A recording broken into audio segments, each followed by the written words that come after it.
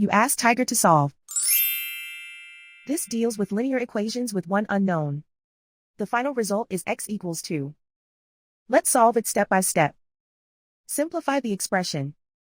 Expand the parentheses. Multiply the coefficients. Simplify the arithmetic.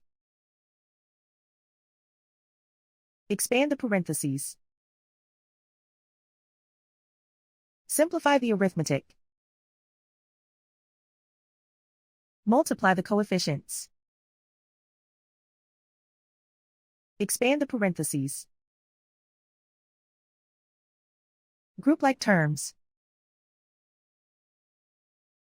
Simplify the arithmetic. Swap sides.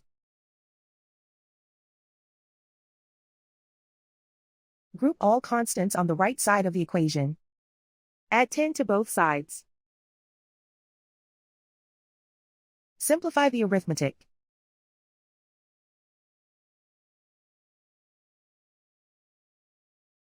Isolate the x.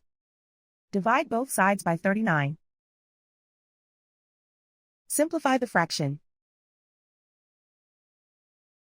Find the greatest common factor of the numerator and denominator.